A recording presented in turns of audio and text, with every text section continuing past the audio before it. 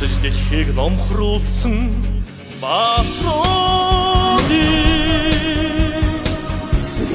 Монголын оюун санаа зүрх сэтгэл нь болж явж байсан.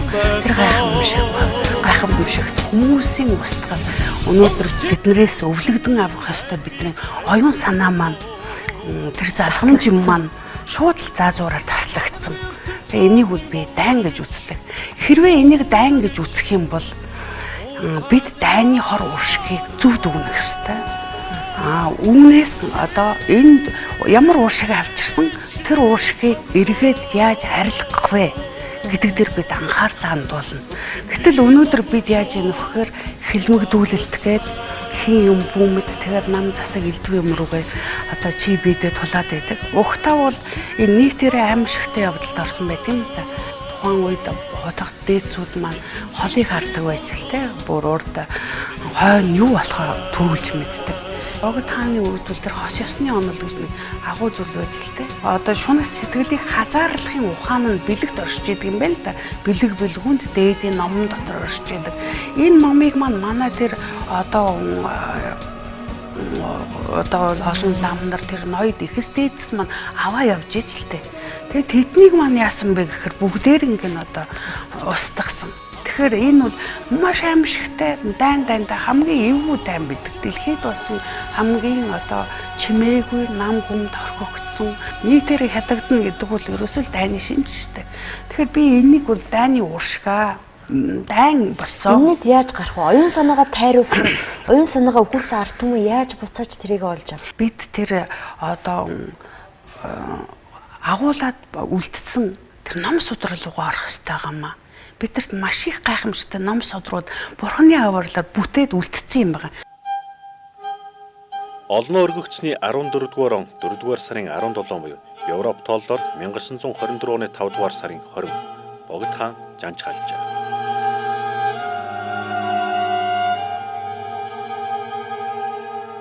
Тэр Коминтернийхэн Монголд үндсэн хууль тулгахын тулд 24 оноос өмнө хэд хэдэн хүнийг одоо устгасан гэдэг юм уу да. Байдаг. Тэрний дотор жишээлбэл Богд хаан орсон гэдэг. Энэ лидерээс оюун санааны манлайлагчаас нь монголчуудыг салгах сонирхол байсан ойлгомжтой. Монгол улсын засгийн газар яам албан газар 3 өдөр эмгэнэж албан хэрэг шийдэхгүй байхыг нийтэд зарлаж олон нийтээр 21 хоног ямар ч баяр цэнгэл хийхгүйгээр бэлбэсрэх ёс гүйцэтгэсэн гэдэг. Энэ талаар Монголын сүүлчийн эзэн хаан 8 дугаар богд Жавзан дам түүхэн номоор төрийн сорилт хүртсэн түүхийн шинжилх ухааны доктор Оохнан Батсайхан. Орчин цагийн Монголын түүхэнд ийм олон хоног бэлбэсрэх ёс гүйцэтгсэн удаа өөр үгүй шиг санаж байна. Богд хааны шарилыг залгах өдөр цагт цэрэг жагсан ард олны эмгэнлийн цуглаан болсон байна. Богдыг таалал болохоос 1 хоногийн өмнө бүх амьтад нь хоол идэхгүй байсан. Бас нас барсны дараах 7 хоногийн турш юм идэхгүй байсан. Мөн богд гиган таалал болоод бүрхэг өдөр шиг тэнгэр бүүдэлсэн гэдэг хэмээн нэгэнтээ өгүүлжээ. Зөвхөн бүгдийн тусууд шүү дээ. Казахстан, одоо Кыргызстан тэнд хэрэгжсэн үн цөлийг тулгахын тулд өмнө бэлтгэл болгож тиймэрхүү байдлаар Богд хааныг хөнөөсөн байж магадгүй тамг байгаа даа. Богд хаан юуны учраас хальсан, гадны нөлөөндөр насан эзэлсэн үг гэдэг өнөө хүртэл тодорхойгүй хэвээр байна.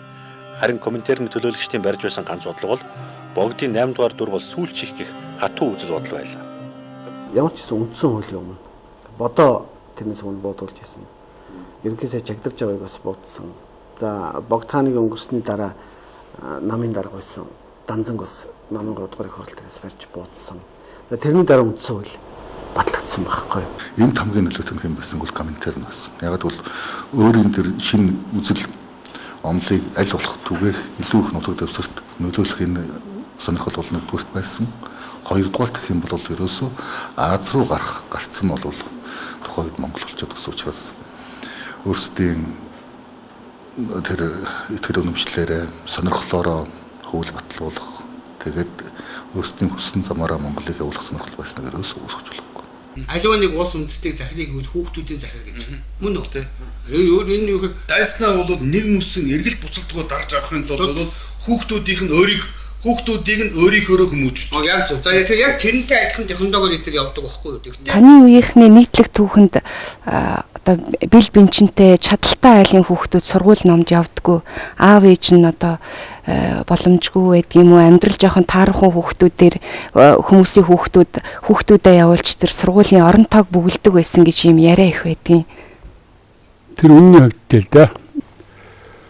Эслийн төлөвлөгөө 100 хүүхдээр нэг ангаар бодож сум сумд өгдөг ийм нэг тухайн үеийн төлөвлөгөө байж л дээ. Одоо бол гүйц сургуульд ордог байхад тэр үед баригдаж сургуульд ордог байж тээ.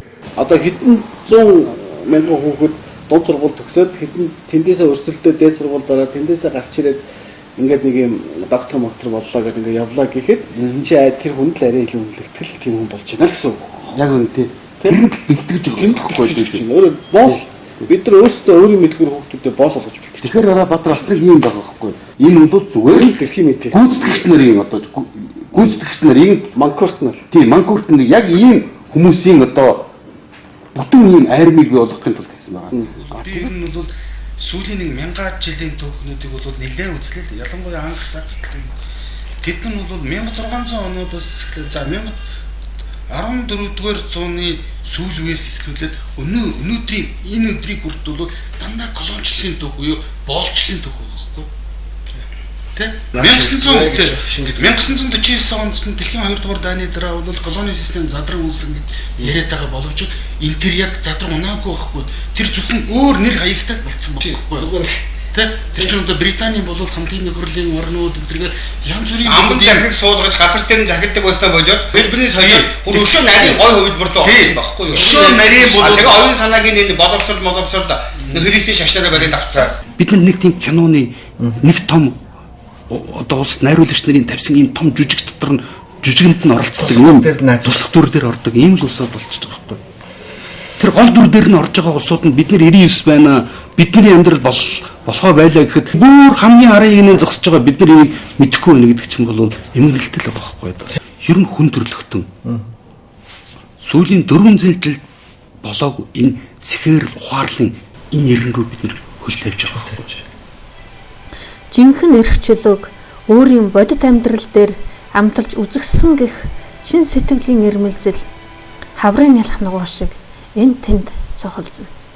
Гэхдээ юмны бол хамгийн гол нь үр дагавар юм биш. Тэрийг үүсгэтэйхэх юмнийх нь бол шалтгаануудыг нь бид нар олж харах хэрэгтэй юм. Ер нь бидний бол одоо энэ хямрал мохордолд авчирчаад байгаа юмны хамгийн гол үндэсний юмнууд нь судалгаагаар явсаар байж байгаа л хүмүүсийн оюун санааны энэ тор болсон энэ бол шашны үс санаанд л ирж болж байгаа. Тийм байна. Манай эртний 325 онд Римийн хаан Константин Никен гэх нэг уулзлаг зохион байгуулсан. Яг энэ уулзалтээр Христ шашны номлолын гол зарчмуудыг боловсруулад үүнээс хойш 1600 жилийн турш Христийн шашны тусламжтайгаар бүх Европын улс төр ирэх мэдгийг жишээлбэл Ватикан дангаараа Ватикан 1600 жил бол Ватикан энэ шашны төрөөс Европын ард түмнүүдийн бол сэтгэл зүрх, оюун санаа, бусад ард түмнүүдийг бол шулах, боолчлох энийхэн гол хэрэгэлсэн энэ л байсан. Одоо жишээлбэл Европын соёл иргэншилт дэлхийд хагалж байгаа бол бид яг л энэгээр л явж байна гэсэн. Тийм, яг энэгээр л явж байна. Бурхан өгчээ. Та бид цөмөрөн түүнийг алсан байна. Бид цөм алуурчид. Энэ дэлхийг нарнаас өнчрүүлээд бид юу хийсэн гэж санана. Одоо дэлхий хаашаа явж байна? Бид хаашаа явж байна? Нарнаас улам холдоод. Эц төгсөлгүй унаж яваа юм биш үү бид? Хүүтрэхгүй байна гэж юу? Харанхуй шин улам нэвсийн нүмерч байна биш үү? Бурхныг авсалж байгаа яссын чимээ дуулдахгүй байна гэж юу? Бурхны өгсөн үнэр хамрыг чинь зоригхгүй байна гэж юу? Бид алуурчид. ертөнц дээрх хамгийн тэнгэрлэг үе бидний месэн доор амь тавьж байна. Бурхны жишг төрхийн тулд бид өөрсдөө бурхад болохыг хичээх ёстой босуу. Биднээс хойш төрөх хүмүүст үүнээс илүү ариун үйл хэрэг байхгүй. Фридрих Ницше 1882 онд бичсэн хөгжөөнтэй шинжлэх ухаан номоос. Ер нь дэлхийн ертөнцийн ялангуяа энэ гэгэрэл тал дээр их буруутсан гэдэг бол үнэн юм байна л да. Яг л шашны өөрөө шашны гэгэрэлгээ ойлгож байгаа чинь буруу замаа гэгэрэлгээ хаачихгүй. Тэрээр Христийн номлолд шүүмжлэлтэй хандаж боочлох ёс суртахуун гэж нэрлэж байна. Учир нь хүмүүсийг ёс суртахууны нэг хэм хэмжээнд хязгаарлан барьж байх зорилготой бөгөөд сул дорой номхон гэнэн хүмүүст энэхүү номлол нь үйлчилж өөртөө татаж байдаг гэж үздэг байв.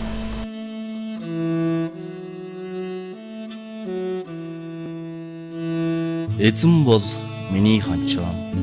Надад дутах зүйл нэг ч үгүй. Тэр намайг ногоон бэлчээр твтүүлж Дүлгөөн усны дэрэгдүр хөдөлдөг. Тэр миний сэтгэлийг сэргээдэг. Тэр өөрийнхөө нэрийн төлөө зөвийн замаар намайг хөдөлдөг. Өхлийн харанхуй хөндийгөөр туулавч би хор хөнөөлөө сайхгүй. Учир нь та надтай хамт байна. Таны саваа, таны таяг намайг тайвшруулдаг. Та миний дайснуудын өмнө надад ширээ засдаг. Та миний толгойг досоор тусалсан. Аяг минь дүүрч ярахдаг. Сайн сайхан хийгээд хайр инрэл насан туршид минь намайг лавтаяа дагнаа. Би эзний өргөөнд мөнхөд оршин суух болно.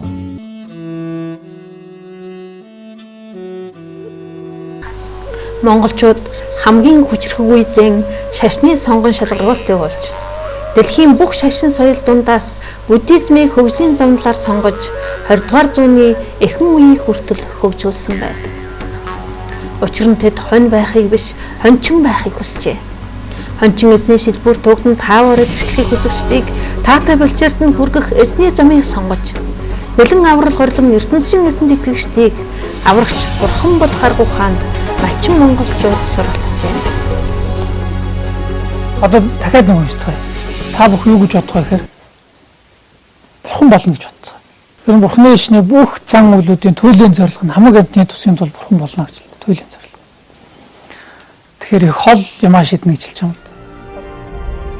Эзний шилбүр туугдан таатай бэлчээр идэвхлэх сонирхолтой гэрэн номхнууд бэлэн аврал горлон ертөнцийн эзэнд итгэсээр мөхлийн гэрмэх тулан ирэхийн цагт бэлэн аврал гэж байхгүй сайн мэдэж бурхан болох замналаар 100-100-аар замнасан малчин Монголын зөв аврал горлон хараа сонголаа. Бид тайвширхын тулд хөгжсөөр амар хэлбэрийг хайсаар хэлбэр бүрдэх тусам тайвшрал холдсоор дэлхийн материаллык хөгжил чинээндээ тулж азооны давхрах цоорч агаар ус бохирдон бетонын жингл газар дэлхийг эзлэн өөрчлөгдөж болохоороо өөрчлөгдөн дартагтаа тулсан дэлхий бидний зүг хараа сонглоо. Дэлхийн над руу харсан харц намайг өөр рүүгээ харахад хүрлээ. Би Библийг уншиж үзсэн. Тэн дээр Иесусийн хамгийн сайн шав гэж хэнийг хэлэх вэ гэсэн малчин хүнийг гэж үтсэн байл шүү дээ. Тэгэхээр чи Монгол хүмүүс тэр чигээр Иесусийн шав аль хэзээ бурхан болсон хүмүүс юм биш үү? Малчид бол Монголын өвд эдсийн шашнарт бичснээр дэлхий эмээлээ гидсэндээ аваад ирэхийн цагт хүн хүнээ барьж идэхийн цагт малчин Монгол ухаан дэлхийг аварч үлдэх буюу дэлхийн энэ хүн төрлөختөнд энэ дэлхийн газар нутаг дээр Тэнгэрийн ус тодорно гэсэн байт. 2013 онд. Тэгэхээр ойрхон байна шүү дээ. За удахгүй монголчууд бол Тэнгэрийн ус болох юм байна. Баяр үргээ авчихсан. Тийм болохоор бидний хооронд ийм яриа яригдаад байгаа.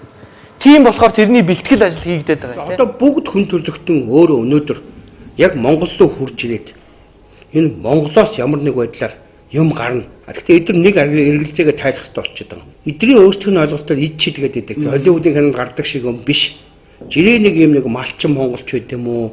Жирийн нэг эдний тооцоогоор үндэмжээр жирийн юм шиг тийм хүнээс нь агуу их тийм энэ ертөнцийн зүй тогтлыг хорвоогийн жамтаанд тайлсан хүн гарчид тайлбарна гэдгийг одоо ерөнхийдөө мэддэг болсон учраас энэ дэлхийн өөрийнх нь бидраас юм хүлээгээд эхэлчихсэн энэ хүлээлтийг явж Монголд хэн нэгэн агуу хүн шийдэхгүй, хэн нэгэн агуу хүн агуу бүлэг хүн шийдэхгүй.